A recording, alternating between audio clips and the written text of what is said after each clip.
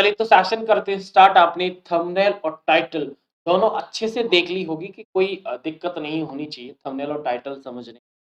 तो बिल्कुल प्योर और सही और सत्य लिखा है क्या, यानी source of mathematical and reasoning and aptitude. मतलब अगर आप काफी स्टूडेंट के जिस दिन से ज्वाइन किया है ना स्टूडेंट ने, तो वो डे बाय डे सवाल करें सर मैथ्स और रीजनिंग कहाँ से पढ़ें। तो वैसे तो अगर मेरी राय लोगे आप, तो सीपीसीटी के लिए अगर आप मैथ्स और रीजनिंग मुझसे पढ़ना चाहते हैं या फिर आप ये आशा कर रहे हैं कि सर ही हमारा मैथ्स और रीजनिंग करा देंगे, तो थोड़ा-सा क्या है, प्रैक्टिस तो मैं करा दूँगा। देखो प्रैक्टिस चीज़ अलग होती है क्योंकि आने वाले आपने जितने भी अगर आप हमसे पहले जुड़े हो, तो आपको आइडिया होगा कि लगभग-लगभग हम 2 से 3 दिन में आपका मैथ्स और रीजनिंग फिनिश करा देते हैं। जबकि मैथ्स अकेला लगभग 5 से 6 महीने का कोर्स है, पूरा सब्जेक्ट है। कोर्स नहीं सब्जेक्ट है।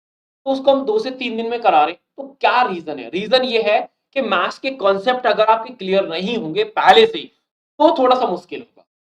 लेकिन उसकी भी चॉइस होती है। काफ़ी स्टूडेंट कहेंगे सर हमें मैथ्स रीज़निंग नहीं आता, तो फिर क्या करें? उसकी भी चॉइस है भई। फिर भी क्यों आप सभी को अगर थोड़ा-सा मैं टॉपिक से बाहर ले जाऊँ, तो आपका अगर थोड़ा-सा आइडिया हो पेपर का, यानी 75 क्वेश्चन्स आते हैं, 75 में से 6 क्वेश्चन मैथ्स के और 6 रीज़निंग के। सबको पता है, सब जानते हैं। लेकिन उन 6 में क्या रहता है, 2 क्वेश्चन तो ईज़ी रहते हैं, वेरी ईज़ी। 2 क्वेश्चन मॉडरेट और 2 क्वेश्चन हमारे हार्ड टेबल पे। यही कॉपी पेस्ट होता है रीज़निंग, यही कॉपी पेस्ट होता है जीएस में। अब आप काफ़ी स्टूडेंट कहेंगे सर मैथ्स हमें नहीं आता, तो भाई 2 क्वेश्चन तो सारे स्टूडेंट कर सकते हैं। अरे भाई 6 क्वेश्चन के लिए आपको 6 मिनट दी जा रही है, आपको मैथ्स नहीं आता, तो आप एक काम करिए 2 मिनट पे 6 2 क्वेश्चन पे 6 मिनट इन्वेस्ट कर दीजिए और डेफिनिटली आज की क्लास के बाद अगर आपका मैथ्स और रीजनिंग में स्कोर नहीं आता, आप ऐसा बोला जाए शुद्ध हिंदी भाषा में कि आप तुक्का लगाते हैं, तो आज से तुक्का नहीं लगाओगे। हाँ, लगाओगे लेकिन एक बार श्योर होने के बाद लगाओगे, यानी पहले उन क्वेश्चन को करोगे जो कहीं ना कहीं आप कर सकते हो, यानी करने वाले क्वेश्चन पे भी तुक्का नहीं लगाओगे, उन क्वेश्चन पे तुक्का का काम करेंगे जो हमारे सब्जेक्ट हमारे क्राइटेरिया से बाहर जाएंगे। बाकी जिनका मैथ्स और रीजनिंग अच्छा है, उनके लिए तो ये अपॉर्चुनिटी है कि सिंगल सिंगल पीडीएफ आपको प्रोवाइड किया जाएगा मैथ्स और रीजनिंग का। अगर आपने वो मैथ्स और रीजनिंग का पीडीएफ कर लिया, तो ये मान के चलना कि मैथ्स में 6 आउट ऑफ 6 और रीजनिंग में 6 आउट ऑफ 6 आप स्कोर कर सकते हैं। 7 AM पे क्लास हुई थी, बिल्कुल हुई थी भाई, हुई थी। क्लास हुई है भाई, हर 6 पे हुई है, बिल्कुल हुई है। अब 6 पे क्लास उन्हीं को मिली है ना जिन्होंने पेड किया है, मॉक टेस्ट को सॉल्यूशन था, तो मॉक टेस्ट उन्हीं को मिलेगा ना जिन्होंने ज्वाइन किया है, सबके लिए नहीं था। आपने भी अगर लग रहा है कि हाँ, हमें भी जॉइन करना चाहिए तो आप कर सकते हैं। मैं और मेरी पूरी टीम आपका इंतज़ार कर रही है कि आप कब आएँगे और कब जुड़ेंगे हमारे साथ, ठीक है? बट आप जीएस के बारे में भी बताएँगे बिल्कुल, मैंने कंप्लीट बोला है तो कंप्लीट मतलब 75 मीन्स 75 होता है, जहाँ पे मैथ्स भी होता है, रीज़निंग भी होता है, जीएस भी होता है, कंप्लीट होता है। चलिए, तो पहले बात करते हैं क्वांटिटेटिव एप्टीट्यूड या मैथमेटिकल एप्टीट्यूड की, जिसमें पहले उन टॉपिक्स पर नज़र डालते हैं, जो टॉपिक हमें अपनी स्वेच्छा से कलेक्ट करने हैं, कौन-कौन से हैं एक नज़र में देख लेते हैं, फिर कैसे क्या करना है वो मैं आगे बताऊँगा। चलिए, तो अगर आप थोड़ा-सा भी उन टॉपिक्स पे नज़र डालोगे मैथ्स के अंदर, तो मैथ्स के अंदर अगर आपने पहला टॉपिक देखा, तो पहला टॉपिक है नंबर सिस्टम। तो 2 टाइप के क्वेश्चन्स आते हैं, या तो वोडामास वाले, वोडामास आप सभी को पता है मल्टीप्लाई, डिवीज़न, एडिशन, सब्ट्रैक्शन इन चारों ऑपरेशन पे रहते हैं। बाकी रहता है फ्रैक्शन, कभी-कभी फ्रैक्शन में भी चेंजेस आते हैं। जैसे अभी एक रिसेंटली क्वेश्चन आता है कि फ्रैक्शंस लिखे थे चारों ऑप्शन में, पूछा ये था कि इन फ्रैक्शन को अगर हम परसेंटेज में चेंज करते हैं तो क्या इम्पैक्ट, या फिर बोला जाए कि जब चेंज करेंगे तो कोई भी जैसे 50% से कम कौन सा नंबर होगा, तो ऐसे क्वेश्चंस आते हैं। बाकी सीरीज, नंबर सीरीज जो कि आता ही आता है, नंबर सीरीज का एक स्टैंडर्ड मेथड है। 2 टाइप के नंबर सीरीज के क्वेश्चन आते हैं, या तो वो लास्ट नंबर पूछा जाता है या रॉन्ग टर्म पूछ लिया जाता है। आगे बात करें तो परसेंटेज अपने आप में बहुत बड़ा टॉपिक है, लेकिन परसेंटेज के अंदर, परसेंटेज के साथ-साथ मैंने बहुत सारे टॉपिक को और भी समराइज़ किया है। वो है जैसे परसेंटेज के जो कॉन्सेप्ट रहते हैं, उनसे ही हम प्रॉफिट लॉस, एसआईसीआई और पार्टनरशिप के जो क्वेश्चंस है उनको करने का प्रयास करते हैं। क्योंकि जो कॉन्सेप्ट आते हैं, अगर आपने परसेंटेज का बेस समझा है, तो कहीं न कहीं आप उन क्वेश्चन को डील कर सकते हैं। बाकी अगर मैं बात करूँ तो लास्ट है हमारा मेंसुरेशन, लेकिन लक बाय चांस जो अभी रिसेंटली पेपर हुआ था जुलाई में, वहाँ पर मुझे एक भी पेपर में मेंसुरेशन का क्वेश्चन देखने के लिए नहीं मिला है। मेंसुरेशन में हम बात करते हैं circle, square, rectangle and triangle के ऊपर। बाकी लास्ट टॉपिक है हमारा प्रॉब्लम ऑन एज, और लास्ट टॉपिक है जो 6 नंबर का टॉपिक है वो रहता है अल्टरनेटिव, चेंज होता रहता है, जिसमें क्वाड्रेटिक इक्वेशन बहुत टाइम से नहीं पूछा गया है, लेकिन वहां पे आपका ट्रिग्नोमेट्री भी आता है, मतलब रेशियो एंड प्रोपोर्शन भी आता है, average probability, and last option topic है परम्यूटेशन एंड कॉम्बिनेशन। यानी मैंने आपको बताया कि 2 क्वेश्चन रहते हैं आसान, ये जो टॉपिक लिखे हैं ना उसी सीक्वेंस से हमारे टॉपिक्स आते हैं। जैसे दो, एक क्वेश्चन आपका नंबर सिस्टम, एक नंबर सीरीज, 2 क्वेश्चन हो गए। परसेंटेज से देख लो भाई, एक क्वेश्चन, 3 हो गए। मेंसुरेशन से एक क्वेश्चन, प्रॉब्लम ऑन ए से क्वेश्चन, 5 हो गए। एक रहता है, मैंने आपको बताया था, ये 6 वाला टॉपिक चेंज होता रहता है और हर शिफ्ट में चेंज होता है। ऐसा नहीं है पहली शिफ्ट में अगर रेशियो आया तो दूसरी में एज भी आ सकता है, सॉरी एवरेज भी आ सकता है, प्रोबेबिलिटी भी आ सकता है, डिपेंड करता है कि वो पोर्शन कैसा रखा है। ये रही हमारी मैथ्स की बात। अगर मैं रीजनिंग का थोड़ा सा आपको एक झलक दिखाऊं तो रीजनिंग में जो टॉपिक्स हैं, जैसे मैथ्स में हमारे 6 टॉपिक निकले हैं, ऐसे ही हमने जब रीजनिंग टॉपिक को रीजनिंग सब्जेक्ट को समराइज किया तो वहां पर सिर्फ और सिर्फ 4 टॉपिक के साथ आपको डीलिंग करनी है। और जैसे फोर्थ वाला है वो चेंज होता रहता है। जैसे एक क्वेश्चन आपका डिक्शनरी आता ही आता है, एक आता है लेटर सीरीज। लेटर सीरीज में आपका वर्ड का न्यूमेरिक मतलब वर्ड का अल्फा अल्फा न्यूमेरिक नंबर भी रहते हैं, या वर्ड का अरेंजमेंट रहता है, जो कि आपने देखने को मिलेगा, आप कराऊंगा मैं जब देखेंगे आप। एनालॉजी, एनालॉजी का लेवल थोड़ा सा ज्यादा है। जैसे एनालॉजी की मैं बात करूं, अगर यहाँ पर अगर आप नंबर डिवाइड, जैसे एक आता है डिक्शनरी फाइनल है, एक एक या एक नंबर यहां से ले सकते हैं, एक नंबर यहां से ले सकते हैं, 2 नंबर हो गए। अब 3 नंबर, कभी कभी 2 नंबर तो एनालॉजी में फंस जाते, एक नंबर आउट ऑफ चला जाता है। आउट ऑफ मींस मतलब कभी कभी ऑड वन के 2 नंबर रख देते हैं, कभी कभी लेटर सीरीज के 2 नंबर रख देते हैं, और कभी कभी जैसे आपने देखा होगा, कभी कोडिंग डिकोडिंग से क्वेश्चन आ गया, कभी ब्लड रिलेशन से क्वेश्चन आ गया, कभी अरेंज जो हमारा सिटिंग है, सिटिंग से क्वेश्चन आ गया। तो जो छठवा है, जैसे हमारे मैथ्स में 6 नंबर का जो टॉपिक है वो चेंज होता है, इसी प्रकार फोर्थ नंबर का जो टॉपिक है वो यहाँ पे, लेकिन स्टैंडर्ड फोर्थ तो रहते हैं, लेकिन लास्ट का जो क्वेश्चन है वो चेंज होता रहता है। कभी शिफ्ट में कुछ फंस गया, कभी शिफ्ट में कुछ फंस गया, तो उसका है नहीं। अब काफी स्टूडेंट का क्या बोलना है कैसा, एनालॉजी। एनालॉजी की जब बात करोगे तो एनालॉजी का एक कॉन्सेप्ट है जो अभी मतलब बड़ा ट्रेंडिंग में है। सीपीसी का अगर आप पेपर उठा के देखोगे तो वो हर बार क्वेश्चन पूछा गया, उसका एनालॉजी है, उसका नाम एनालॉजी में एक पैटर्न है। अगर उस पैटर्न को पकड़ते हैं जिसका नाम है डिडक्ट डिडक्ट एनालॉजी है, इसका नाम डिडक्ट एनालॉजी है। अब इस डिडक्ट एनालॉजी में इस प्रकार के क्वेश्चन आपने अक्सर देखे होंगे।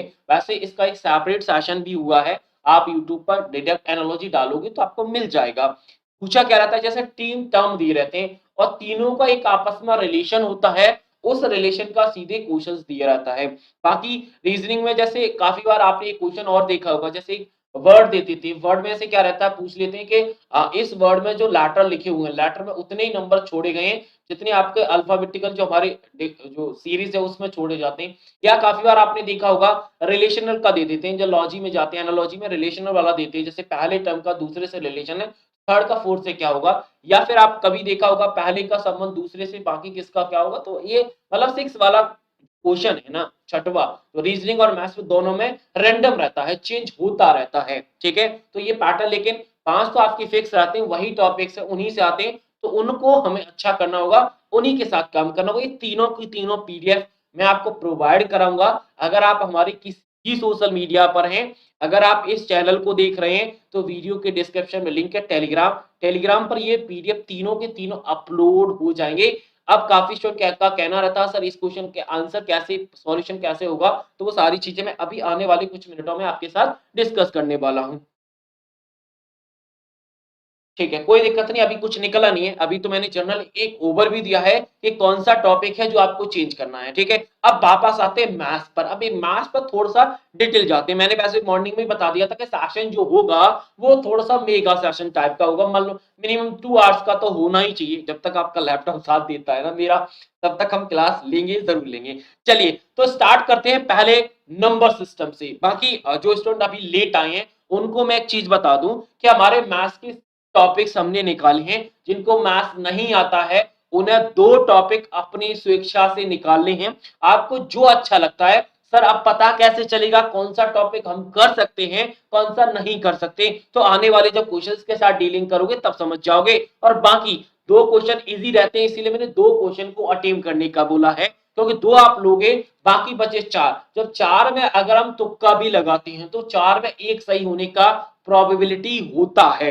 तो लगभग आपने हाफ स्कोर कर लिया, यानी जिस पोर्शन में हम स्कोर नहीं कर पा रहे थे उसमें भी हमने 50% स्कोर कर लिया है। और आपकी लक इतना अच्छा है कि सीपीसीटी में 50% ही स्कोर चाहिए क्वालिफाइंग के लिए, ज्यादा नहीं चाहिए। तो यही आपका एडवांटेज है। बाकी टॉपिक्स में आपको बताऊंगा, लेकिन 6 टॉपिक पर एक बार मैं फिर से फोर्स करना चाहूंगा। जो 6 नंबर का टॉपिक है वो चेंज होता रहता है। काफी स्टूडेंट शिकायत करेंगे, सर आपने तो एवरेज बताया था, हमारे में तो क्वाड्रेटिक इक्वेशन आया, सर आपने तो बोला था कि ट्रिग्नोमेट्री आएगा, हमारे में तो आया ही नहीं। मतलब जैसे कंप्यूटर में, अगर आपने कंप्यूटर के मेरे लेक्चर्स देखे हो, तो जब मैं जो हमारा रहता है ट्रबल शूट का सीरीज, या जब भी मैं पेपर कराता हूं, तो पेपर में क्वालिटी रहती है कि पेपर में मैं एक चीज बताता हूं कि जब 7 to 8 यानी 52 क्वेश्चन आते हैं आपके कंप्यूटर के, उन 52 में से 7 से 8 क्वेश्चन ऐसे होते हैं, वो टॉपिक्स ऐसे हैं जिनकी कोई गारंटी नहीं है कि वो आपके पेपर में आएगा या नहीं आएगा। जैसे मैं बात करूं स्ट्रीमिंग, स्ट्रीमिंग 7 to 8 वाला टॉपिक है, लेकिन अगर आप देखोगे दिसंबर में भी क्वेश्चन आया था, मार्च में भी क्वेश्चन आया था, मई में भी क्वेश्चन आया था, लेकिन जुलाई में आपकी स्ट्रीमिंग से एक भी क्वेश्चन, सॉरी स्ट्रीमिंग से आया था, टच स्क्रीन की बात कर, टच स्क्रीन से एक भी क्वेश्चन नहीं आया था। तो कहने का मतलब है कि 7 to 8 वाले जो टॉपिक्स का हमने कैटेगराइज किया है, उसे हर शिफ्ट में हम दावा नहीं करते, दावा ये करते हैं कि इनमें से कोई भी आता है भाई, आ जाएगा, आपका चांस लक है कि आपके में कौन सा सेट हो जाए। ऐसे ही मैथ्स का होता है, ऐसे ही रीजनिंग का होता है। एक एक क्वेश्चन जो है उसका टॉपिक रेंडम घूमता रहता है, बाकी टॉपिक फिक्स होते हैं, उन्हीं से क्वेश्चन। क्यों? अच्छी बात पता है क्या, ये मैं किस मतलब प्रॉमिस के साथ कह पा रहा हूं, वो ये है क्योंकि आपका जो पेपर है वो कोई इंसान नहीं, कंप्यूटर डिजाइन करता है। सिर्फ इंसान ने तो क्वेश्चन बना के डाल दिए हैं, वो डेटाबेस से क्वेश्चन बताता है, तो डेटाबेस में चीजें फिक्स होती हैं।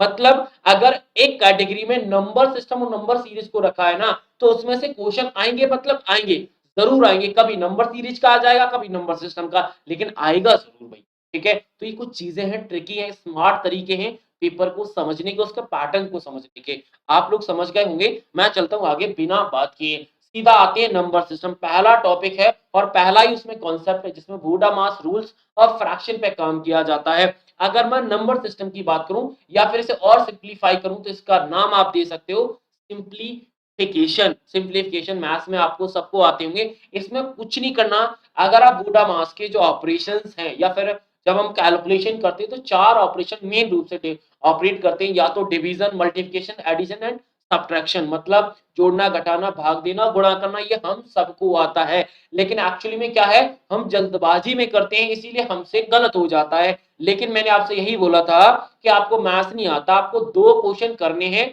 वो 6 मिनट 2 में ही दे दो, डेफिनेटली हो जाएगा। बाकी 4 पे लगा देना जो आपको अच्छा लगे। चलिए, जैसे पहला क्वेश्चन है भाई, कोई भी क्वेश्चन उठा लो, तो कुछ नहीं करना। अब वोडामास में क्या होता है, ये देखो 25 ये मल्टीप्लाई है, प्लस है, ये आपका डिवीजन है। तो फॉर्मेशन क्या कहता है, फॉर्मेशन की, हाँ एक चीज और बताना चाहूंगा क्वेश्चन करने से पहले, कि जो भी आपको ये पीडीएफ दिया गया, काफी स्टूडेंट इनके आंसर मांगते हैं भाई। ये जो क्वेश्चन लिखे, क्वेश्चन के 4 ऑप्शन लिखे ना, इसके नीचे ये जो टर्म लिखा है, जैसे यहाँ पर 2 लिखा है, तो option number 2 is the correct answer. ऐसे ही आगे जाओगे ना, ये देखो इसके आगे 3 लिखा है, तो 3 का मतलब क्या है, option number 3 is the correct answer. तो करेक्ट आंसर इसके बॉटम में ही दिए हैं। बाकी कोई भी क्वेश्चन उठा लो, उसको देख के हम सीधा बेस बना ले। जैसे क्वेश्चन नंबर सेकंड को ही करते, कोई भी क्वेश्चन कर लीजिए भाई, वो आपका मतलब राय है, करोगे क्या। अगर वोडामास के रूल आप अपने पढ़े हैं, तो इस फॉर्मेशन में इसमें कौन कौन सा ऑपरेशन है, आपका मल्टीप्लिकेशन, आपका सब्ट्रैक्शन, एडिशन, डिवीजन। तो आप सभी को पता है, पहले डिवीजन और फिर मल्टीप्लिकेशन, फिर आपका एडिशन सब्ट्रैक्शन होता है। तो पहले अगर हम इस फॉर्मेशन को चेंज करें, तो इसका हमें पहले मल्टीप्लाई करना पड़ेगा। मल्टीप्लाई करोगे 15 3 चार आपका मतलब 5 होगा, 45, 5 आएगा, 4 कैरी 3, यानी 340 345। ठीक है, माइनस का दिस और प्लस का ये वैल्यू हमें निकालनी है, और इसके डिवाइड में हमारा जाएगा दिस, ये है। अब इस पोर्शन ऐसे बनाना है आपको, पूरा पूरा फॉर्मेशन ऐसे डिजाइन करना है। अगर आप ऐसे करते हैं तो ज्यादा बेहतरीन होगा आप सबके लिए। क्लियर?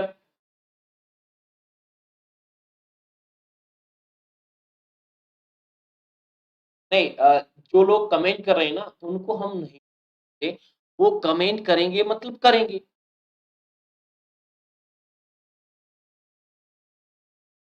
मतलब आपस में लग गए भाई, क्या करें, मतलब कोई नहीं सुधार सकता, कोई नहीं सुधार सकता, ठीक है। चलिए भाई, यहाँ पे माइनस कर लो, माइनस करोगे कितना आएगा, लगभग 15, ये 15 लगभग 285 प्लस एक्स इस वैल्यू। आगे कैलकुलेट कर सकते हो, कैलकुलेट, ले जाओ भाई, इसको इधर ले जाओ, कितना बचेगा सर, बचेगा 7, 7 बचेगा ना, 285 यहाँ पे माइनस हो जाएगा, ये माइनस हो जाएगा ना, तो कितना बचेगा 5 और ये 7 बचेगा, तो यानी x डिवाइड बाई 31, 31 का सीधा डिवाइड हो जाएगा, सॉरी मल्टीप्लाई हो जाएगा 7 में, तो x इक्वल्स टू क्या आ जाएगा, x इक्वल्स टू 31 मल्टीप्लाई 7, भाई कर दीजिए 7, ऑप्शन नंबर थर्ड ही होगा, ऐसे करते हैं। अब आपकी सर जल्दी पढ़ाइए, नींद मैं तो कितनी रातों से सोया, अगर मेरी सुबह की क्लास अगर आप देखते हो ना तो पता है कितनी नींद भरी, मुझे तो काम करते करते सन्यासी जीवन है भाई, मैंने बोला ना जब आपका पेपर होता है ना सन्यास की तरह जीना पड़ता है। चलिए लास्ट क्वेश्चन है, क्वेश्चन नंबर थर्ड। एक अच्छी बात, जब हम नंबर सिस्टम की या सिंप्लीफिकेशन के जब पेपर में क्वेश्चन देखते हैं, तो उन क्वेश्चंस में एक चीज सिंप्लीफिकेशन और मिलती है, काफी बार ये पॉइंट वाले क्वेश्चंस आते हैं, मतलब डेसिमल वाले, तो डेसिमल वाले क्वेश्चन के लिए एक हिंट दी रहती है कि you are not expected to find out of the exact value, मतलब आपको एग्जैक्ट वैल्यू नहीं निकालनी भाई, अनुमानित, मतलब एक अप्रॉक्स वैल्यू निकालनी, समथिंग। चलिए, तो ये अच्छी बात है भाई, देखो ये 19.92 है, तो इसे मैं 20 आराम से लिख सकता हूं, ये देखो इससे मैं 525 1525 मल्टीप्लाई आराम से लिख सकता हूँ, प्लस कर दीजिए, इसे मैं 495 आराम से लिख सकता हूँ, बस हो गया कम, क्योंकि यही तो चीज है, क्योंकि यहाँ पर देखो अगर मैं इसे 1525 का डिवाइड करूं तो 1500 मतलब 3000, 25 मतलब 50, मतलब क्या होगा, मतलब 30,000, 3050, एक जीरो और बढ़ा, 30,050 हो गया, 30,050 प्लस क्या होगा, सीधा ऐड कर दो, यानी 30,000 से ऊपर मतलब 31,000 के लगभग जाने जाने वाला है, ठीक है। तो ऐसे ही करते हैं, और पता है जो टॉपिक्स है, जो मैंने यहाँ पे टॉपिक्स बताया जैसे नंबर सिस्टम, तो हर टॉपिक से लगभग लगभग, ऐसा नहीं है कि एक क्वेश्चन दिया, दो दिया, तीन दिया, मैंने लगभग लगभग 10 क्वेश्चन हर कॉन्सेप्ट के दिए हैं, हर कॉन्सेप्ट पे आप 10 के साथ प्रैक्टिस करोगे और आप खुद करके आओगे, ठीक है। कल हम इसका सॉल्यूशन करेंगे हर टॉपिक्स क्वेश्चन के साथ, ठीक है। बाकी मैंने आपको समझा दिया है, तो इनके साथ आप प्रैक्टिस करना, बाकी और भी कर सकते हो भाई, कोई भी, जैसे ये क्वेश्चन है भाई, इस क्वेश्चन में पावर का बड़ा रूल रहता है, अभी पावर का चल रहा है भाई, सिंप्लीफिकेशन में जो पावर वाले क्वेश्चन से अभी रिसेंटली आया था, मे में भी आया था, तो सिंप्लीफिकेशन में उधर भी मूव हो रहा है, तो वहां पर थोड़ा देखना होगा, तो ऐसे करेंगे भाई। तो ये 10 क्वेश्चन है, 10 के 10 आप करनी है, 11 हो गए, 12 हो गए, सिंप्लीफिकेशन में ज्यादा आते हैं, इसलिए मैंने नंबर ऑफ क्वेश्चंस बढ़ा दिए, ठीक है। लगभग लगभग कितने हैं हमारे, लगभग 10-12 क्वेश्चन, 12 कितने, 15, 15 क्वेश्चन है, तो 15 क्वेश्चन के साथ आप प्रैक्टिस कल करना, और जो भी, जितना भी आंसर सबके लिखे भाई, आंसर मैंने सब कुछ क्वेश्चन का तो सॉल्यूशन भी लिख दिया, ये देखो सॉल्यूशन भी लिख दिया है आपके हिंट के लिए, तो आप सॉल्यूशन भी देख सकते हो, जैसे ये देखो भाई, इसे मैंने, क्योंकि यहाँ पे 13 है, 1.3 है, तो 1.3 को ऐसे मैंने सीधा कन्वर्ट किया, ये सीधा कन्वर्ट हो गया 8 पॉइंट, क्यों, क्योंकि यहाँ पर ये आ जाएगा 13 का स्क्वायर होता है, तो ये 2 होगा, ये 4 होगा, तो जब पावर के ऊपर पावर होती है मल्टीप्लाई हो जाता है, ये ऐसे मैंने बता दिया भाई, आराम से आप कैलकुलेट कर सकते हैं, बोलो कर लोगे कि नहीं, कराना है कि नहीं कराना, ये बता दो, अगर आप बोलोगे तो फिर मैं उसका जवाब दूंगा, कराऊंगा नहीं लेकिन जवाब जरूर दे, बता दीजिए भाई कराना है कि नहीं, कंफर्म करिए।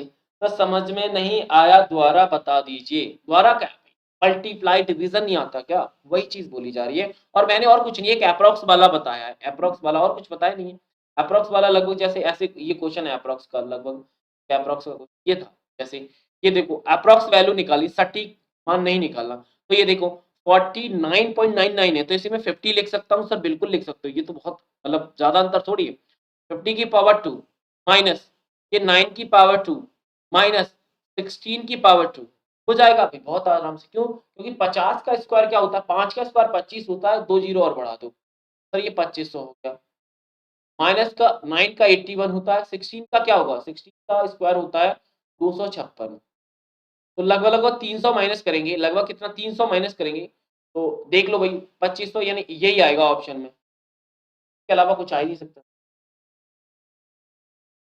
अब आप लोग कह रहे हैं करा दीजिए, तो कराऊंगा तो नहीं, मैं बोला कराऊंगा नहीं।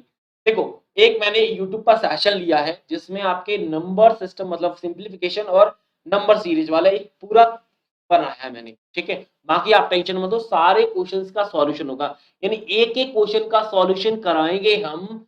लेकिन मेरी राय ये, एक बार आप खुद से प्रैक्टिकल करके आइए, खुद से करिए तो सही, कितना कर पाते हैं। हर टॉपिक की कॉन्सेप्ट में यहां पर समझा देता हूं कि जब आप नंबर सीरीज करोगे तो किस पैटर्न से करना है, जब परसेंटेज करोगे तो किस पैटर्न से करना है, बस वो पैटर्न समझा देता हूं, फिर आप कर लीजिए, आप करिए, फिर कल आके हम सॉल्यूशन करेंगे। वो टेंशन नहीं है भाई, अलग टाइम पे होगा, 9 बजे नहीं होगा, ये कंफर्म है भाई। जितने भी स्टूडेंट लाइव हैं भाई, इस पीडीएफ को आपको प्रैक्टिस करना है सारे क्वेश्चंस के साथ, और इसका सॉल्यूशन कल से स्टार्ट होगा। कल से वीडियो के डिस्क्रिप्शन में एक मैथ्स चैनल के नाम से लिंक है, उस चैनल पे इस पूरे के पूरे पीडीएफ का हम सॉल्यूशन करेंगे, प्रत्येक क्वेश्चन का करेंगे, हर क्वेश्चन के साथ। टाइम मैं आपको बता देता हूं, आई थिंक मॉर्निंग में होगा, मॉर्निंग में, ठीक है। क्या होगा, कब होगा, ये उस चैनल पे आपको मतलब इवेंट मिल जाएगा। आई थिंक मॉर्निंग में 9 से 10 के लगभग होगा। टेलीग्राम पर तो वहां पे लिंक मिल जाएगा, व्हाट्सएप पर तो स्टेटस पे मिल जाएगा, लेकिन मॉर्निंग में सेशन होगा। तेरी क्लास खत्म होने के बाद इस पीडीएफ को प्रैक्टिस करना, मैं पीडीएफ अवेलेबल करा दूंगा। चलिए, नंबर सीरीज, लास्ट टॉपिक हमारा नंबर सीरीज। नंबर सीरीज में सिंपल सा कॉन्सेप्ट आप अपने याद रखना, जब भी नंबर सीरीज आए, जब भी आए, तो जो नंबर्स दिए हैं, नंबर्स के बीच में सिर्फ और सिर्फ आप क्या निकालोगे, डिफरेंस निकालोगे, अंतर। अगर आपने अंतर निकाल लिया तो अंतर निकालने पे आपको दो चीजें समझ में आएंगी। पहला तो ये अंतर हो सकता है कि आपका जो सीरीज है, आपकी जो सीरीज है उसमें नंबर, जैसे एक नंबर, पहला नंबर है उससे दूसरा नंबर है, तो वो नंबर आपका इंक्रीज हो रहा होगा। मतलब नंबर सीरीज में या तो इंक्रीजमेंट होता है या फिर डिक्रीमेंट होता है, मतलब डिक्रीजमेंट होता है, बढ़ती है घटती है। अब जब बढ़ रहा होगा, जब नंबर सीरीज के नंबर बढ़ रहे हैं, तो वहां पर दो ऑपरेशन यूज होते हैं, या तो मल्टीप्लाई हो रहा होगा या प्लस हो रहा होगा। अगर नंबर सीरीज के नंबर घट रहे हैं तो इसका मतलब है वहां पे या तो माइनस हो रहा होगा या डिवाइड हो रहा होगा। ये चार ऑपरेशन चलते हैं और दो दो सेट में चलते हैं। अब सर इनको हम समझेंगे कैसे, कब मल्टीप्लिकेशन है, कब एडिशन, कब डिवीजन है। तो अगर इंक्रीजमेंट हो रहा है तो थोड़ा सा कम स्पीड से हो रहा है, तो वहां पे आपका क्या होगा, प्लस होगा। अगर नंबर्स के बीच में डिफरेंस बहुत तेजी से जा रहा है तो वहां पे मल्टीप्लाई होगा। इसी प्रकार अगर हम डिक्रीज, जस्ट अपोजिट की बात करें, मतलब घट रहा है कम स्पीड से तो माइनस, और ज्यादा स्पीड से तो डिवाइड, सिंपल। अब बात करते हैं, जैसे मैंने नंबर सीरीज देखो, ये क्वेश्चन देखो, इसका सॉल्यूशन दिया है, आप उससे प्रैक्टिकल करना। मोस्ट ऑफ काफी क्वेश्चन, जैसे इस सीरीज का मैंने सॉल्यूशन दिया है, बहुत सारी सीरीज का मैंने सॉल्यूशन भी लिख दिया है, जैसे इसका पूरा का पूरा सॉल्यूशन दिया है, इसका पूरा सॉल्यूशन दिया है, लगभग 10 क्वेश्चन है, इसका सॉल्यूशन दिया है भाई, सबके साथ। लेकिन आपको करना क्या है, कुछ नहीं करना, नंबर्स के बीच में वो डिफरेंस निकालो। जैसे नंबर है आपके सामने, ये डिफरेंस है 21 और 38, कितना है सर, और ये 8 है 17, 17, तो ये मतलब अब 38 और 59 के बीच में डिफरेंस कितना होगा, 30 59 के बीच में, मतलब 9 वो 19 और 2 21 का डिफरेंस आएगा। और डिफरेंस निकालो, 1 ये हुआ, 1 ये हुआ, और 1 से ये आपका 25 का डिफरेंस आया। पर यहाँ पर डिफरेंस निकालो, ये डिफरेंस कितना होगा, मतलब 6 और 3, 6 और 3 कितना होता है सर, 9 होता है, 9 और 9 और 29 हो गया, ये डिफरेंस है। अब डिफरेंस जैसे ही निकाल दिया, सर डिफरेंस के बाद क्या करें, सर इंक्रीजमेंट हो रहा है, मतलब कुछ ऐड हो रहा है, ऐड ही हो रहा है ना, कम स्पीड से हो रहा है, मतलब कुछ एडिशन है भाई। जब इंक्रीजमेंट पे या तो एडिशन या मल्टीप्लाई, कम स्पीड है तो एडिशन ही होगा, जाहिर सी बात है। अब यहाँ पे एडिशन के लिए अब नंबर हमें ऑब्जर्व करने पड़ेंगे, जैसे हम डिफरेंस निकाल लेते हैं फिर नंबर को ऑब्जर्वेशन होता है। जैसे नंबर देखे मैंने, तो नंबर मुझे मिला सर 17 मिला, 21 मिला, 25 और 29। अगर इन नंबर्स को ध्यान से देखते हैं तो देखते ही नजर आता है कि सर 17 से 21 और 21 से 25, मतलब डिफरेंस के अंदर भी 4 का अंतर है, मतलब डिफरेंस 4 नंबर की तेजी से बढ़ रहा है भाई। तो आने वाला जो डिफरेंस होगा, मतलब 29 में 4 अगर ऐड कर देंगे तो 33 मिलेगा। मतलब आने वाला जो नंबर है उसके और 123 13 के बीच में जो डिफरेंस 33 का आने वाला है, यानी लास्ट नंबर और डिफरेंस दोनों को ऐड कर दो, अगला नंबर मिल जाएगा। तो एडिशन करोगे तो आपका कितना होगा, 6 और 146। Option number 4 is the correct answer. और हर क्वेश्चन के ऑप्शन भी आंसर भी लिखे, सब लिखे हैं, और काफी का तो मैंने पैटर्न भी लिख दिया, तो पैटर्न। तो नंबर सीरीज को कैसे करोगे? डिफरेंस क्रिएट करके। क्लियर? आगे बढ़ते हैं। लास्ट कॉन्सेप्ट है हमारा मेंसुरेशन। मेंसुरेशन जब हमने पहले कॉन्सेप्ट में देखा, तो मेंसुरेशन में मैंने कुछ टर्म बताए थे, जैसे मेंसुरेशन में सर हमें कौन कौन से फिगर पे काम करना है। तो फिगर आपको करना है जैसे रेक्टेंगल पे काम करना है, रेक्टेंगल। रेक्टेंगल जिसे हम आयत बोलते हैं, आयत पे काम करना है। वर्ग पे काम करना है, वर्ग जिसे हम स्क्वायर बोलते हैं। और आपका सर्कल पे काम करना है, जिसे हम क्या बोलते हैं? व्रत बोलते हैं। क्लियर? इन पे काम करना है। अगर थोड़ा सा, वैसे इन तीन से ही काम हो जाएगा, तीन अगर आपको आती है सफिशिएंट है। अगर आप कर सकते हो ट्राइंगल पे भी कर लेना, अगर आपको मैथ्स ज्यादा आता है तो, नहीं तो इतना करोगे सफिशिएंट। अब आप बोलोगे सर रेक्टेंगल हो गया, यानी आयत, वर्ग और व्रत हो गए, तीनों हो गए, लेकिन इन तीनों पे काम क्या करना है? तो इनके जो बेसिक फॉर्मूलेज हैं, फॉर्मूलेज कैसे? जैसे अगर मैं एरिया की बात करूं, एरिया, एरिया क्या होता है? चाहे तो रेक्टेंगल का हो, तो रेक्टेंगल का, अगर मैं रेक्टेंगल का एरिया की बात करूं, तो रेक्टेंगल का एरिया क्या होता है सर? लंबाई इंटू चौड़ाई होता है कि नहीं होता? अगर ऐसे में स्क्वायर के एरिया की बात करूं, तो स्क्वायर का एरिया होता है सर भुजा का स्क्वायर, मतलब ए का स्क्वायर। अगर सर्कल की एरिया की बात करते हैं, तो सर्कल का एरिया क्या होता है सर? पाई आर स्क्वायर होता है। बस आपको इतना ही जानना है, ज्यादा नहीं। क्योंकि इससे ज्यादा अगर आप करोगे तो कहीं ना कहीं आपकी डीलिंग फिर अलग टाइप की हो जाएगी। क्योंकि फिर मैं ये उनके लिए बता रहा हूं जिनको कम से कम मैथ्स आता है, मतलब ज्यादा मैथ्स नहीं, सिर्फ इतने से काम चल जाएगा, बिल्कुल चल जाएगा, कोई दिक्कत नहीं। अब ऐसा चीज है क्या है, जैसे अगर मैं सर्कल की बात करूं, तो सर्कल के पार्ट क्या क्या है? जैसे सर रेडियस होता है, सर डायमीटर होता है, सर सरकमफ्रेंस होता है। और जैसे रेक्टेंगल की बात करें, तो रेक्टेंगल में सर डायगोनल होता है, हमारा एंगल होता है, हमारी पैरामीटर होता है, अर्ध परिमाप भी होता है, मतलब पैरामीटर और हाफ परमीटर, हम सेमी, ठीक है? तो ये सारी चीजें आप खुद से सर्च कर लेना, सर्च कर लेना भाई। जैसे कुछ मत गूगल सर्च करना सिंपल वे में, और नहीं तो आप यहाँ कुछ आपको लग रहा है ना, आपको कुछ भी नहीं करना, मैं कह रहा हूं ना, कुछ भी नहीं करना, एक काम करिए, आप ना कुछ कहीं से फॉर्मूले मत लिखिए। जैसे क्वेश्चन नंबर पहला है, इसमें क्या है? Area of circle whole circumference of, मतलब वृत्त का एरिया क्या होगा जब उसकी परिधि हमारी 44 है। तो यहां से हमें सर्कल का सरकमफ्रेंस क्या होता है, जो भी मैथ्स की बुक है आप देख लीजिए। तो अगर मैथ्स का सर्कल का सरकमफ्रेंस अगर आपने पढ़ा हो, सर्कम की जो परिधि होती है वो 2 पाई आर होती है। अब 2 पाई आर की वैल्यू 44 दी है, वैल्यू किसकी निकाली? हमें एरिया निकालना। एरिया क्या पढ़ा है सर? हमने पढ़ा था पाई आर स्क्वायर होता है। आर की वैल्यू मिल जाए तो हमें एरिया मिल जाएगा। आर कहां से मिलेगा? आर यहां से मिलेगा। यहां से जब कैलकुलेट करोगे तो पाई की वैल्यू सबको पता है सर, पाई होता है 22/7 होता है। तो आर की वैल्यू क्या आ जाएगी सर? आर की वैल्यू ये 44 है भाई, 44, ये 22 से 22 सीधा कैंसिल होगा, तो आर की वैल्यू 7 मिल जाएगी। तो 7 मिल गई है, तो 22/7 ये हो गया। आर मतलब आर दो बार, आर स्क्वायर मतलब आर टू टाइम्स, आर मतलब 7 7 कैंसिल हो जाएगा, मल्टीप्लाई करोगे तो ऑप्शन आपका 4 ही आंसर है। तो यानी इस क्वेश्चन में हमारा सर एरिया का स्क्वायर भी होगा, सरकमफ्रेंस भी होगा, सफिशिएंट ना, बहुत। कभी रेडियस दे देगा, सरकमफ्रेंस पूछेगा, कभी रेडियस देके एरिया पूछेगा, कभी एरिया देके सरकमफ्रेंस पूछेगा, ऐसे घुमा फिरा के पूछते हैं। मैथ्स आपको आता होगा ऐसे ही। क्लियर? अब जैसे क्वेश्चन नंबर सेकंड है, क्वेश्चन नंबर सेकंड को भी देख लेते हैं क्या है। जैसे क्वेश्चन क्या है? 224 वर्ग मीटर स्क्वायर वाले आयत, एक भुजा 16 मीटर, ठीक है भाई, 16 सेंटीमीटर, इसके अंदर एक व्रत बनाया है, और व्रत का क्षेत्रफल बताओ।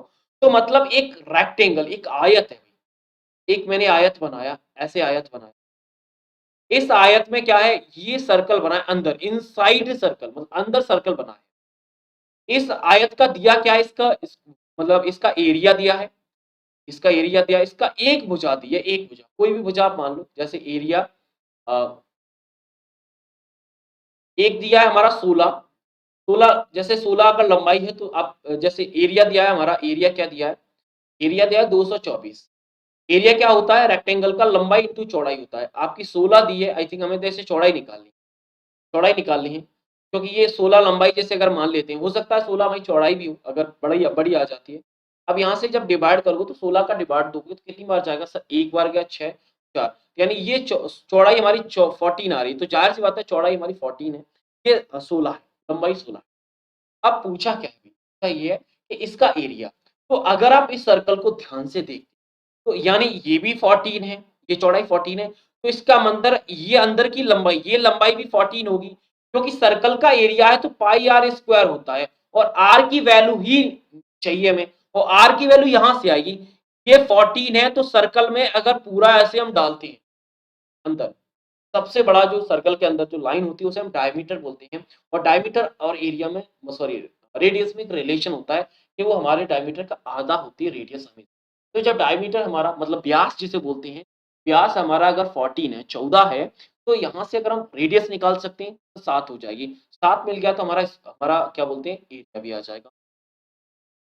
तो कहने का मतलब जो आपने कॉन्सेप्ट जो फॉर्मूलेज हैं, अब यहीं से फॉर्मूलेज आपको मिल जाएंगे। जैसे यहाँ से हमें मिलेगा आयत का क्षेत्रफल क्या होता है, आपने पढ़ा है तो ठीक है, नहीं तो गूगल सर्च करके उसका फॉर्मूले लगा लीजिए भाई, लगाओगे तो वैल्यू मिल जाए। ठीक है, ये फिगर थोड़ा सा देख, बाकी जो भी है मैंने सबके सॉल्यूशन जिनके पॉसिबल है, जैसे इसका भी सॉल्यूशन लिखा है, मोस्ट ऑफ द केस में सॉल्यूशन लिख दिए, तो सॉल्यूशन से आप डीलिंग कर सकते हैं, कोई दिक्कत वाली बात नहीं है।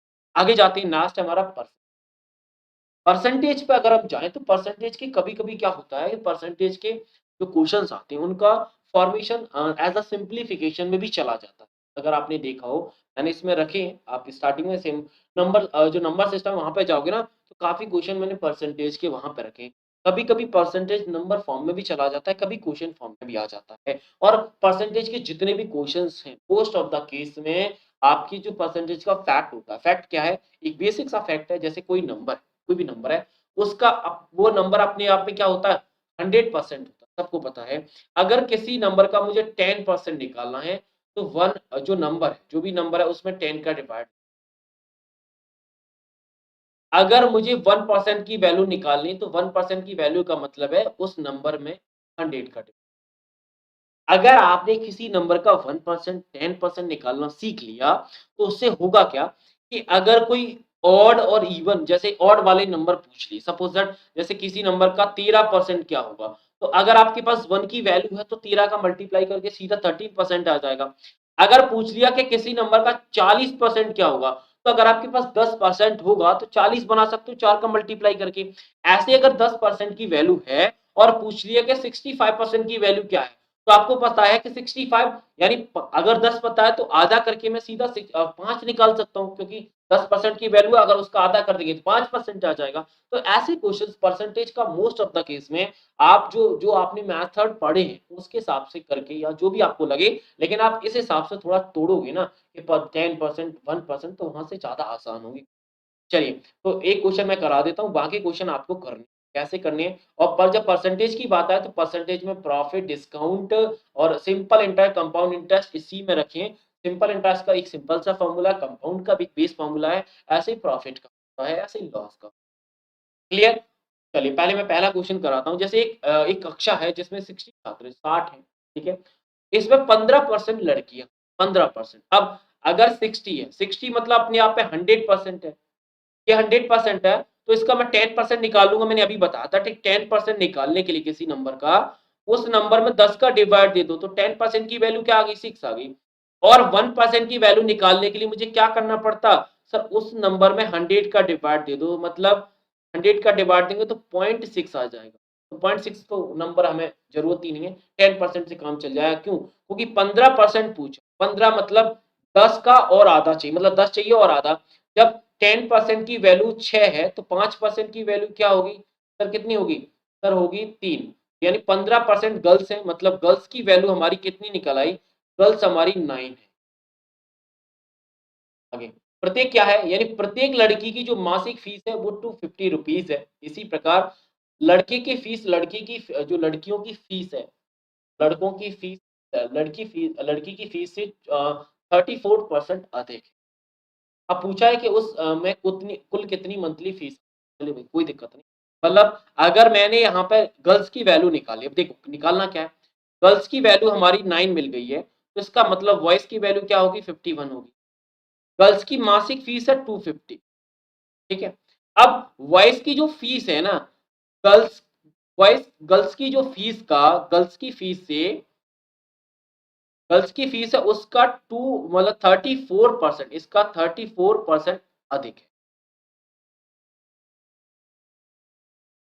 यही पूछा। अब एक तरीका है कि इस 250 का मैं 10% निकालूं।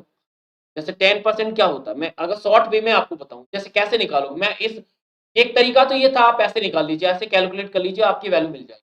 लेकिन मैंने जो मेथड बताया ना, मैं 10% 1% उसी से करके बताता हूँ कैसे करोगे। देखो सोचोगे कैसे, मुझे 34% चाहिए। 34 का मतलब क्या है, 30 और 4 ये तो चाहिए।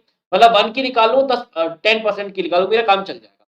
जैसे हमारा वैल्यू क्या है सर, 250 है, ये अपने आप में 100% है। अगर मैं 10% की वैल्यू निकालूं मतलब 10 का डिवाइड मतलब 25 आ जाएगा, हो गया काम। अगर मैं 1% की वैल्यू निकालूं तो 1% की वैल्यू क्या होगी, तो 1% की वैल्यू मतलब और 10 का डिवाइड दे दो या पूरे में 1% की वैल्यू ये मिल जाएगी। 1% की वैल्यू क्या है, ये 2.5 है। ठीक है, अब देखो यहां से मैं 30% की वैल्यू निकाल सकता हूँ। 10 की 25 है तो 3 की क्या होगी, 30 की हो जाएगी 75। 4 की और चाहिए तो एक की अगर 2.5 है मतलब 2.5 है तो 4 की क्या होगी मतलब 5 और 10, 10 और होगा। मतलब ये वैल्यू 85 ज्यादा है, 85 ज्यादा है। मतलब 250 तो लड़कियों की थी, 85 और फीस एक्स्ट्रा लगती है। तो ऐड करोगे तो लगभग 85 मतलब 3 और, तो ये मतलब 335, आई थिंक 335 हो जाए, आई थिंक 335 है। तो आपका टोटल फीस क्या होगा, यानी 9 का इसमें मल्टीप्लाई कर दो और 150 51 का मल्टीप्लाई सीधा 335, आपकी वैल्यू आपके सामने होगी।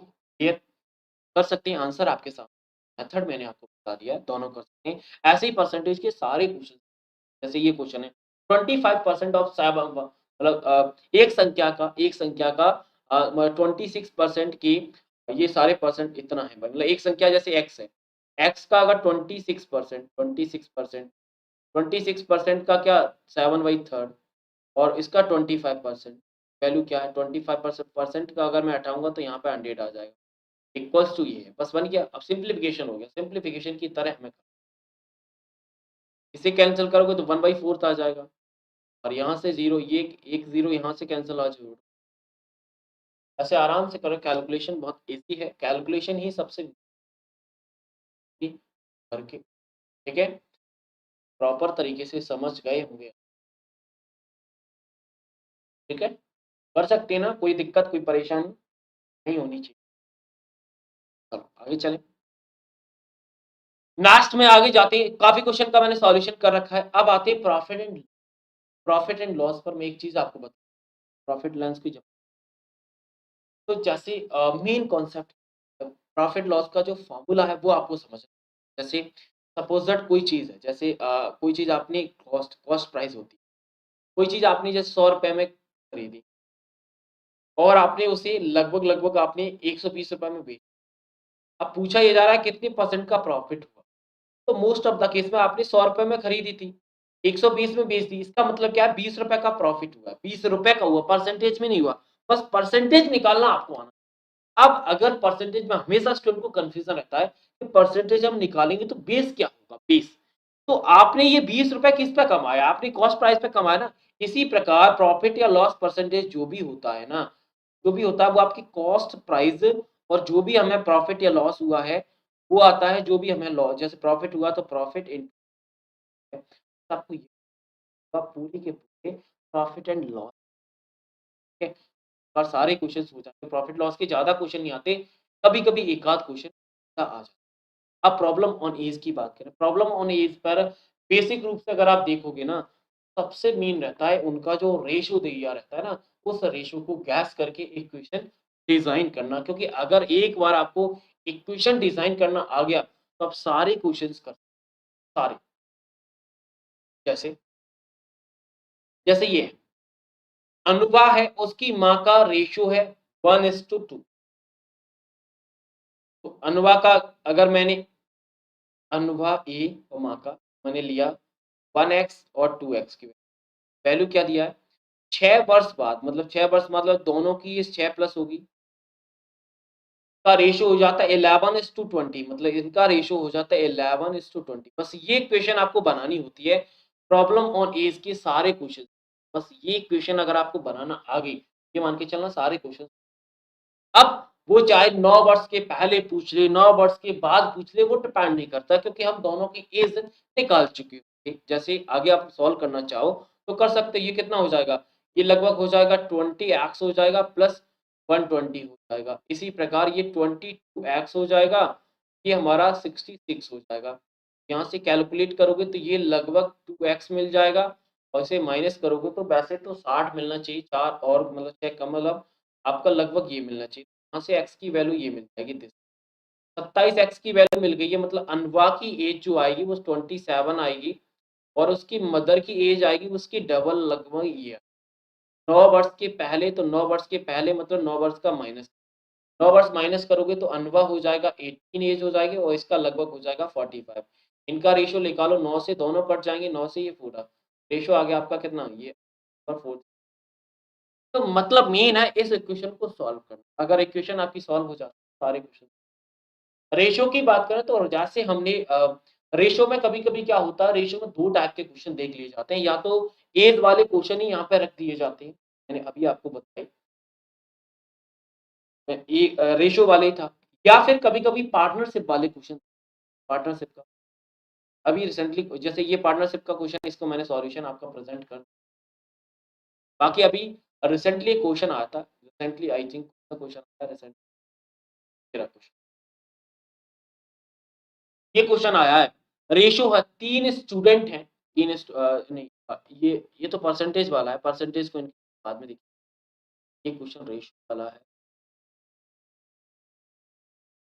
पार्टनरशिप जैसे 3 व्यक्ति थे ए और बी सी ये तीनों ने क्या किया इन्वेस्ट किया मनी ए ने लगाए 30 24 ऐसे इन्वेस्ट कर लेकिन कंडीशन क्या थी कंडीशन ये थी कि बी ने 4 महीने बाद 6000 रुपए निकाले फिर 10,000 तो अब इसमें पूछा है कि बी को कितना हिस्सा मिलेगा तो मेन ऑब्जेक्टिव क्या होता है पार्टनरशिप अगर आप पार्टनरशिप की मेन ऑब्जेक्टिव की बात करोगे तो जैसे ए ने जो पैसा लगाया जो भी लगाया वो कितने समय के लिए लगाया तो पूरे समय तक लगाया लगभग 12 महीने तक इसी प्रकार इन्हें 2 पोर्शन में लगाया, यानी 4 पूरे मतलब 4 महीने बाद निकाले थे मतलब 4 महीने तक तो उसका पूरा पैसा लगा, एक लगा 8 महीने।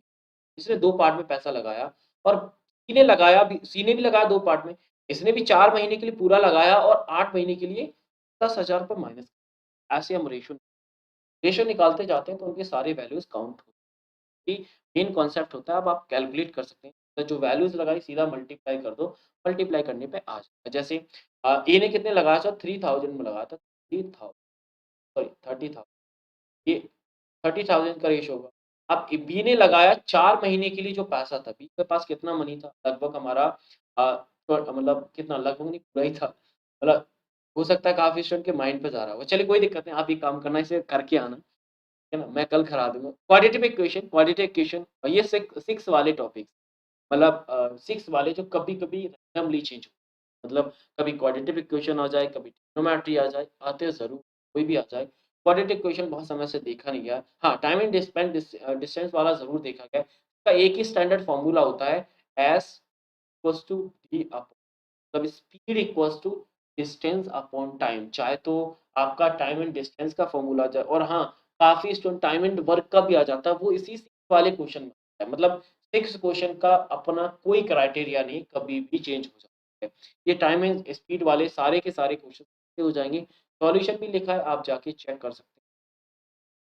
करिएगा, पूरे के पूरे बेस आगे बात करते हैं एवरेज की।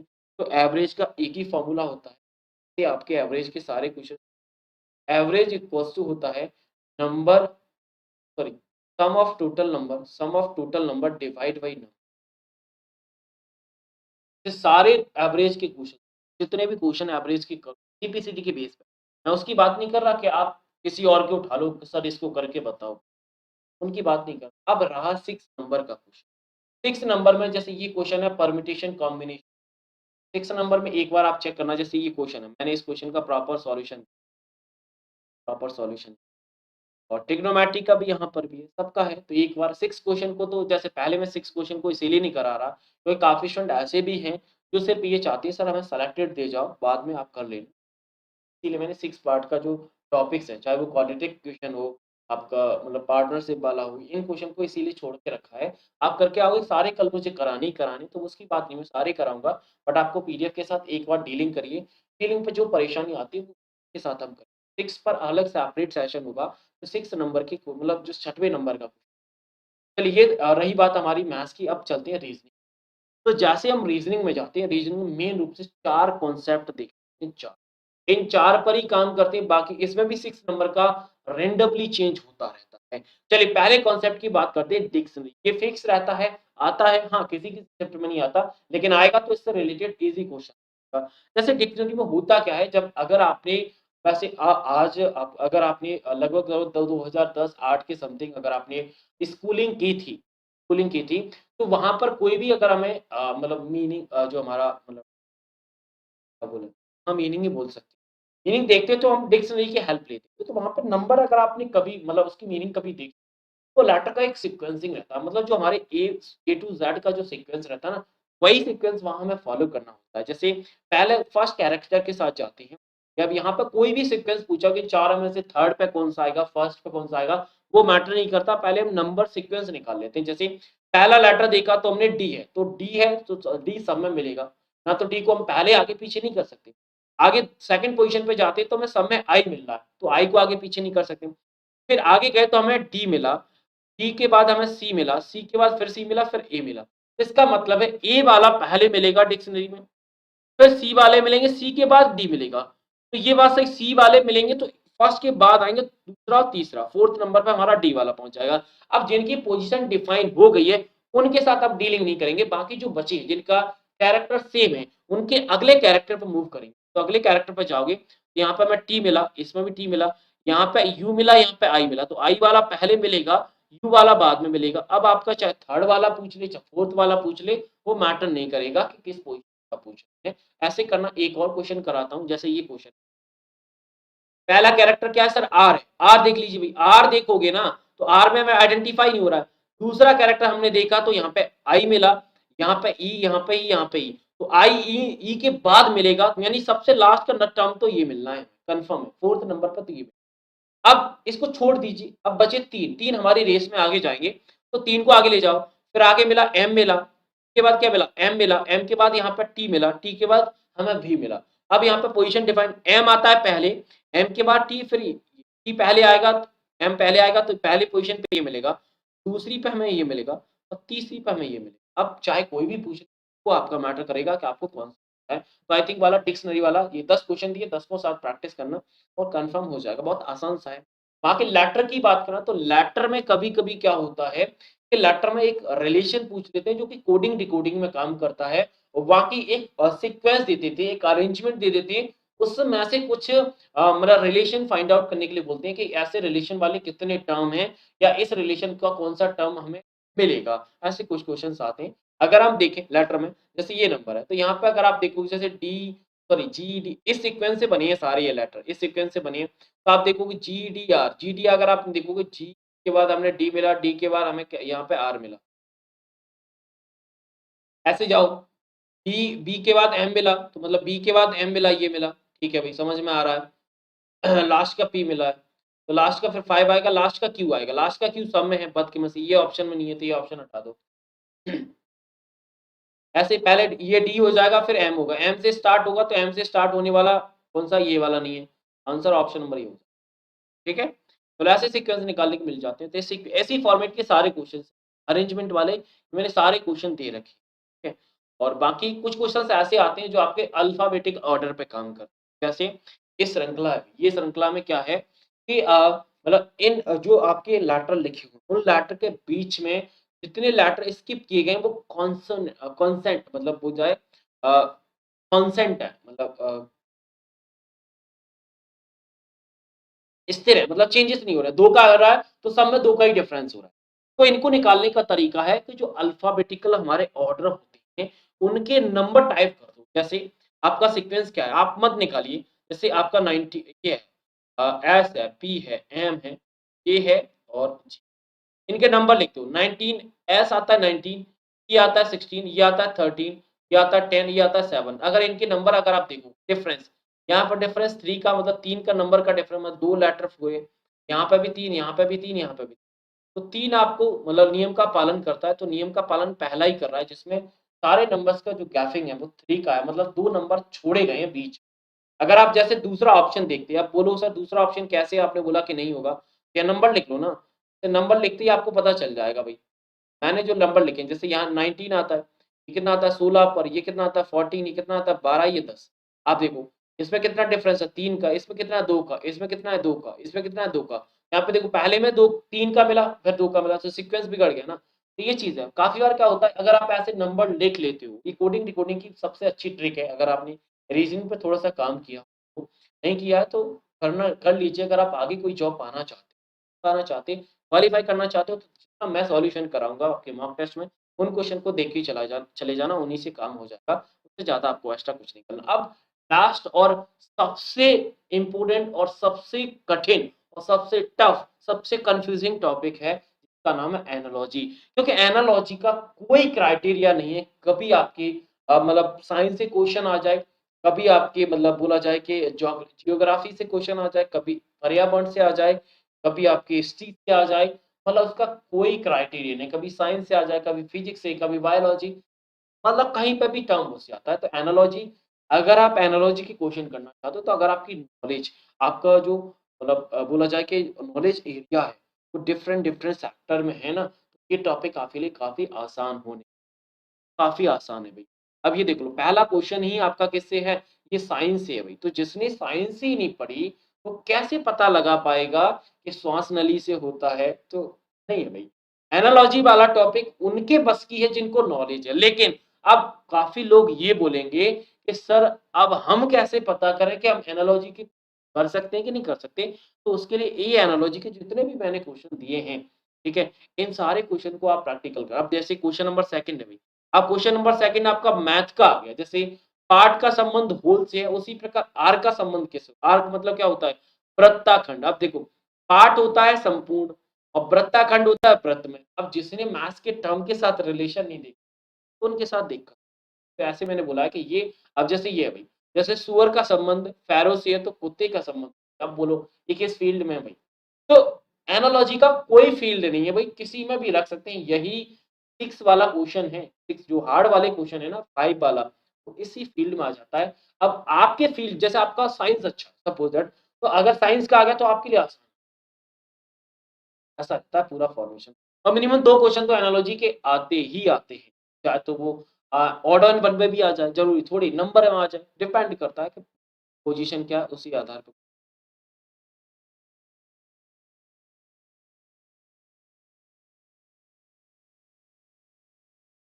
कोई दूसरा ले लिया।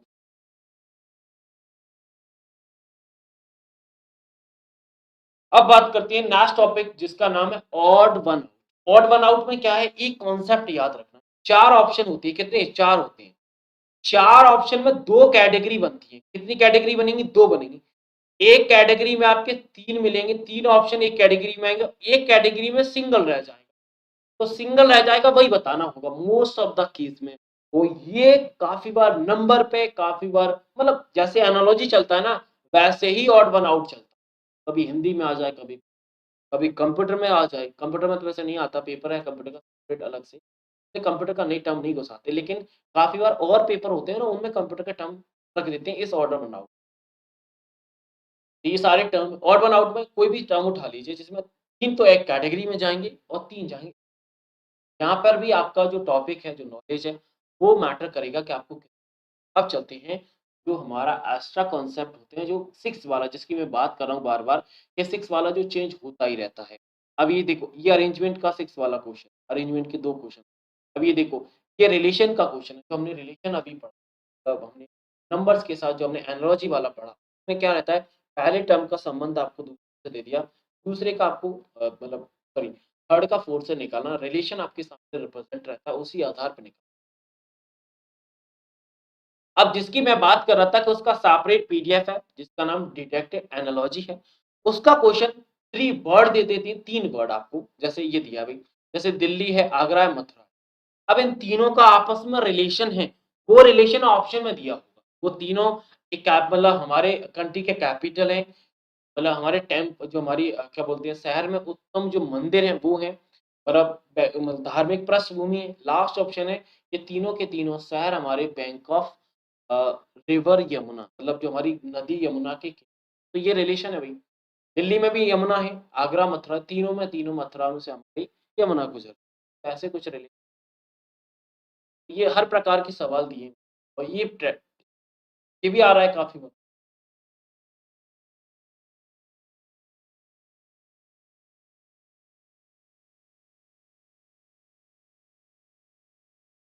ठीक है? या टाइपिंग पे बातचीत चल रही है भई, टाइपिंग पर बातचीत कर रहे हैं। चलिए कर लीजिए आपकी आप क्या हाँ, ब्लड रिलेशन के भी क्वेश्चन्स आए थे, मैंने दोनों के दोनों रख दी। तो आप इनके साथ प्रैक्टिकल करना, सबके आंसर भी लगे। तो ये थे आपके दोनों पीडीएफ, बाकी एनालॉजी वाला ये वाला पीडीएफ मैंने आपको बता दिया। तीनों पीडीएफ पे काम करना है। अब एक बात बता दीजिए, काफ़ी स्टूडेंट कह रहे हैं सर थोड़ा-सा आप क्या है हमें दे दीजिए, फिर हम करेंगे उसके बाद सॉल्यूशन करा क्योंकि आपको देख तो लें कि कितना आता है भई। मैथ्स में कितना आता है, रीज़निंग में कितना आता है, चेक तो कर लिया जाए। चेक करना ज़रूरी है। चेकिंग ही नहीं हो पाती है आपकी, बाकी सब होता है आपके साथ, सिर्फ चेकिंग की कमी रह